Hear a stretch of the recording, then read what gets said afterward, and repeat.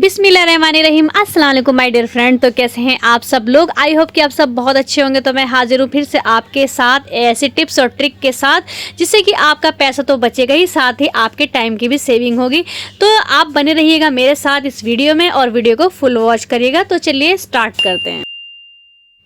Tip number 1 मेरी है इस तरह की पॉलीथीन को लेकर। हम सभी के घरों में इस तरह की पॉलीथीन तो होती हैं और जो हमारे घर में बहुत ज़्यादा वेस्ट भी हो जाती हैं, वेस्ट हो जाती हैं। जब उनके अंदर कोई सामान आता है तो उसके बाद हम उनको ऐसे ही फेंक देते हैं और ये हमारे लिए वेस्ट हो जाती हैं। तो मैं आज आपको इस वेस्ट पॉलीथीन से एक बहुत ही काम की टिप बताने वाली हूँ जो कि आपके बहुत ज़्यादा काम आएगी, आपके लिए बहुत ज़्यादा हेल्पफुल होगी। और अगर आपके घर में छोटे बच्चे हैं तो आप बिना स्किप करे इस वीडियो को ज़रूर देखिएगा। सबसे पहले आपको पॉलीथीन को बिल्कुल सीधा करके रख लेना है, फिर उसे बीच में से आपको एक पार्ट को कट कर लेना है। उसके बाद नीचे का जो कोने होते हैं ना, इस कोने से आपको पहले एक साइड का कोना काटना है। कोना पूरा नहीं काटना है, थोड़ा सा उसको छोड़ देना है। फिर ऐसे ही दूसरी साइड से भी इसको काटना है। आपको यहाँ पर दिखाई दे रहा होगा जिस तरह से मैं इसको कट कर रही हूँ, आपको भी सेम उसी प्रोसेस से इसको कट करना है। तो इस तरह से हमें दोनों साइड से इसको कट कर लेना है। देखिए जिस तरह से मैंने यहाँ पर कट कर लिया है, बीच में से कट करना है और दोनों साइडों से नीचे की तरफ से इसको कट कर लेना है। मैंने इसको कट कर लिया। अब मैं आपको बताती हूँ कि मैं इसको कट करके आखिर क्या करने जा रही हूँ। तो आप वीडियो को फुल वॉच करिएगा, मेरे साथ बने रहिएगा, वीडियो को बिल्कुल भी स्किप आपको नहीं करना है। तो देखिए ये मेरी बच्ची है और मैं इसको यहाँ से जो मैंने हॉल बनाए हैं वहाँ से मैं डालकर इसको ये पहना रही हूँ। अभी मेरे बच्चे बड़े हो गए हैं। जब मेरे बच्चे 2 या 3 साल के थे तो और जब मैं उनको ब्रश कराती थी ना, तो छोटे बच्चों को ब्रश करने में ना बड़ी परेशानी होती थी। तो छोटे बच्चे क्या होता है, जब हम उनको ब्रश कराते हैं तो वो क्या करते हैं कि अपने ऊपर पानी गिरा लेते हैं, उनसे ब्रश नहीं हो पाता क्योंकि वो अच्छे से गार्गल नहीं कर पाते। तो इस वजह से वो अपने ऊपर पानी गिरा लेते हैं। तो उस टाइम मैंने इस हैक को ईजाद करा और आज मैं आप सबके साथ इसको शेयर कर रही हूँ। तो देखिए मैंने बच्ची को ये पहना दिया और पहनाने के बाद मैं उसको ब्रश करा रही हूँ और ब्रश कराने के बाद उसने गार्गल कराया। और गार्गल करते टाइम आप देखेंगे कि बहुत सारा पानी जो होता है ना वो बच्चों के ऊपर गिर जाता है। जिस तरह से बच्ची के ऊपर भी गिर गया है, आपको भी दिखाई दे रहा होगा कि पॉलीथीन के ऊपर पानी गिर चुका है। तो अब पॉलीथीन पहनाने से बेनिफिट ये होगा कि जो पानी है ना वो सिर्फ पॉलीथीन के ऊपर गिरा है, वो कपड़ों के ऊपर नहीं गिरा है। तो कई बार क्या होता है, जब हम बच्चों को ब्रश कराते हैं तो उनके सारे कपड़े भीग जाते हैं और एक की जगह हमारे लिए 2 काम बढ़ जाते हैं, जो कि एक हाउस वाइफ के लिए बहुत ज़्यादा मुश्किल होता है क्योंकि घर में ऑलरेडी बहुत काम होते हैं। तो आप इस हैक को ज़रूर ट्राई करें, आपको बहुत ज़्यादा इससे बेनिफिट मिलेगा। नेक्स्ट टिप है मेरी बच्चों की इस तरह की पैंट को लेकर, जीन्स को लेकर। अक्सर हम मार्केट जाते हैं बच्चों के कपड़े खरीदने के लिए, तो हमें बच्चों की नाप नहीं पता होती है कि बच्चों की कमर की साइज़ क्या है। तो हम कंफ्यूज हो जाते हैं कि हम क्या करें। तो इसके लिए मैं एक बहुत आसान और एक बहुत छोटा सा और एक बहुत काम का हैक आपको बताने जा रही हूँ। जब भी आप मार्केट से बच्चों के लिए जीन्स खरीदने जाते हैं या बच्चों के लिए कपड़े खरीद रहे हैं, पैंट खरीद रहे हैं, तो आपको क्या करना है, आपको उस जीन्स को बच्चों की गर्दन में लगाकर देखना है। अगर वो जीन्स जो आप खरीद रहे हैं वो बच्चों की गर्दन में बिल्कुल फिट हो जाती है, सही आ जाती है, देखिए इस तरह से, तो इसका मतलब ये है कि वो बच्चों की कमर पे भी बिल्कुल सही फिट होगी।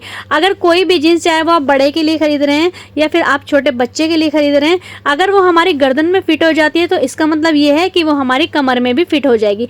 तो है ये एक बहुत आसान सा और एक बहुत यूजफुल टिप।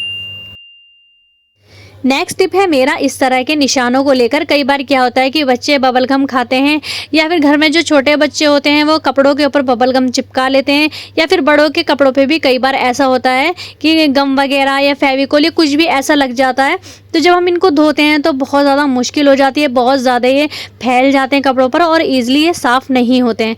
तो मैं यहाँ पर आपको एक छोटा सा और एक बहुत काम का टिप बताने वाली हूँ कि अगर आपके कपड़ों पर बबल गम चिपक जाए या फिर कोई भी फेविकोल वगैरह गिर जाए तो हमें क्या करना है। तो मैंने यहाँ पर लिया है एक बर्फ़ का टुकड़ा और मैंने इस बर्फ़ के टुकड़े को इस गम के ऊपर रख दिया है। तो देखिए आपको इसे रखना है और रखने के बाद आपको इसे 5-6 मिनट के लिए छोड़ देना है।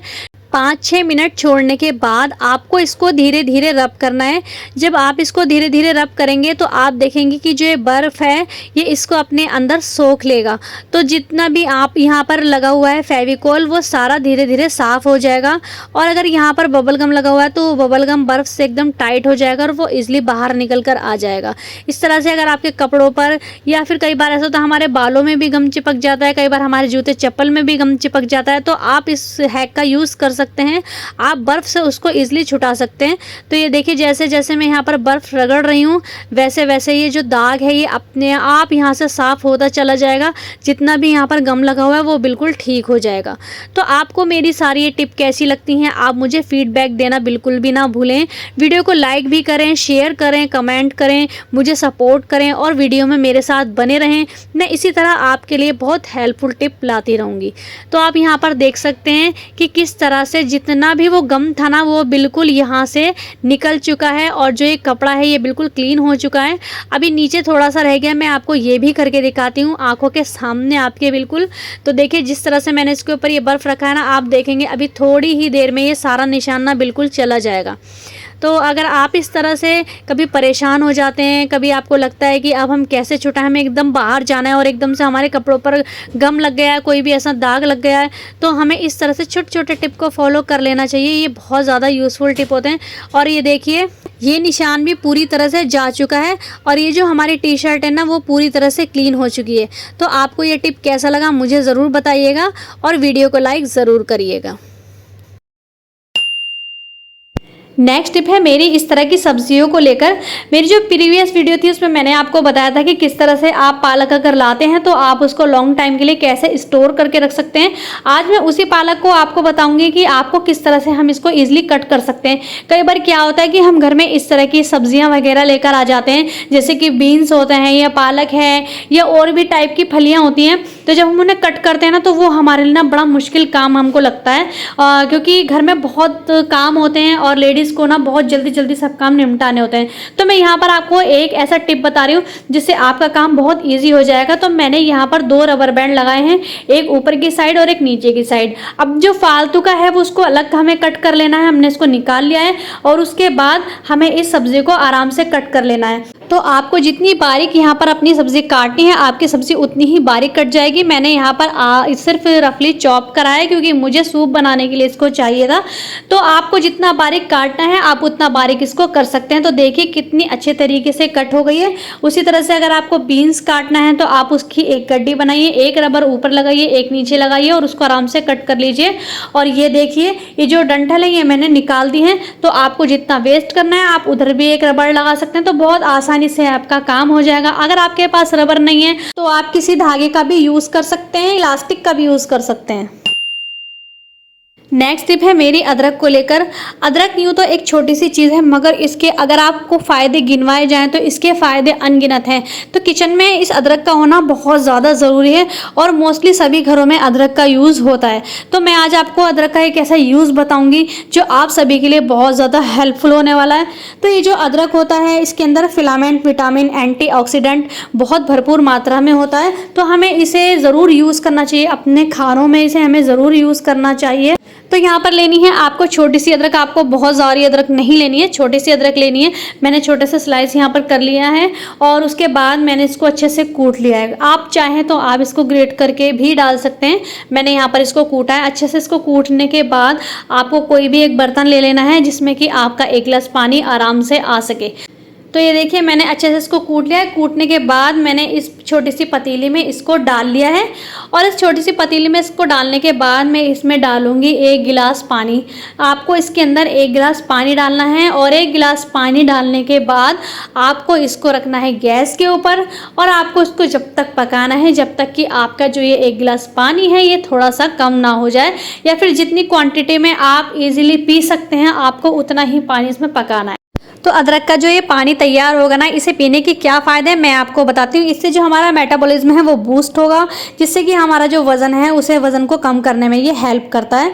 हमारे अगर घुटनों में दर्द है या दांतों में कोई प्रॉब्लम है या फिर उल्टी की परेशानी है या फिर बॉडी में कहीं सूजन है तो आप इस अदरक के पानी को पी सकते हैं। आप खाना खाने के बाद इस पानी को पी सकते हैं। जितना आप ईजिली पी सकते हैं आपको सिर्फ उतना ही पीना है। और आपको ये नहीं कि आप डेली आपको 2 दिन छोड़ के या फिर 3 दिन छोड़कर आप इस पानी को पी सकते हैं। तो इस तरह से पानी बहुत ज़्यादा फायदेमंद है, आप इसको ज़रूर यूज़ करिएगा। नेक्स्ट टिप है मेरी, इस तरह के सभी जो प्रोडक्ट होते हैं जब हम उनको क्लीन करते हैं, जैसे कि हमारे घर में अगर टीवी है या फिर कंप्यूटर है या फिर कोई भी ऐसी ग्लास वाली स्क्रीन है जिसको हमको क्लीन करना है, तो हमें उसे कैसे क्लीन करना है। हमें डायरेक्ट कोई भी जो क्लीनिंग सॉल्यूशन है उसके ऊपर कभी नहीं डालना है। हमें पहले एक कपड़ा लेना है या फिर आपके पास अगर फाइबर क्लॉथ है तो आप उसका भी यूज़ कर सकते हैं, क्लीनिंग क्लॉथ आते हैं। लेकिन मैंने यहाँ पर बनियान होते हैं ना, बनियान जो ख़राब हो जाते हैं, मैंने उसके कपड़े को यूज़ करा, इससे बहुत अच्छा क्लीन होता है। तो मैंने उसको छोटे छोटा कट करके मैं यही डब्बे में करके पास में रख देती हूँ। एक तो टाइम पे मिल जाता है और जो काम होता है ना वो बहुत जल्दी हमारा हो जाता है, टाइम वेस्ट नहीं होता है। तो मैंने इस क्लीनिंग सॉल्यूशन को इस कपड़े के ऊपर डाला है और डालने के बाद मैंने इसको अच्छे से क्लीन करा है। तो जब भी आप इस तरह की जो स्क्रीन होती है ना उनको आप क्लीन करते हैं तो एक तो आपको बहुत सॉफ्ट हैंड से इसको क्लीन करना है और सर्कुलर मोशन में करना है। और आप जब भी इसको क्लीन करते हैं तो आज इसकी जो एजेस होती हैं उस पर आपको कभी भी क्लीन नहीं करना चाहिए। इससे क्या होता है, जो भी हमारा क्लीनिंग सॉल्यूशन है ना वो स्क्रीन के अंदर जाने का ना डर रहता है, जिससे कि स्क्रीन जो होती है वो ख़राब भी हो सकती है। तो आप जब भी इसको साफ़ करें, एक तो बहुत सॉफ्ट आपका कपड़ा होना चाहिए और दूसरा आपको सॉल्यूशन को हमेशा कपड़े के ऊपर डालना है, डायरेक्ट किसी भी स्क्रीन के ऊपर, चाहे आपका लैपटॉप हो या कंप्यूटर हो या टीवी हो, उसके ऊपर आपको नहीं डालना है। या कोई भी इलेक्ट्रिक अगर आप अप्लायंस का यूज़ कर रहे हैं, उसको क्लीन कर रहे हैं, तो जो भी आप सॉल्यूशन डालेंगे वो पहले कपड़े के ऊपर डालेंगे। अगर आप फाइबर क्लॉथ यूज़ करते हैं तो ठीक है, अगर नहीं करते हैं तो आप इस तरह के बनियान का जो कपड़ा होता है ना ये बहुत अच्छा होता है, इससे भी आप यूज़ कर सकते हैं। तो आपको आज की सारी टिप कैसी लगी आप मुझे फीडबैक देना ना भूलिएगा। चैनल को ज़रूर सब्सक्राइब करिएगा और मुझे सपोर्ट करिएगा। वीडियो को वॉच, शेयर, लाइक, कमेंट करना ना भूलिएगा। अपना ख्याल रखिएगा। मिलेंगे नेक्स्ट व्लॉग में, तब तक के लिए अल्लाह हाफिज़।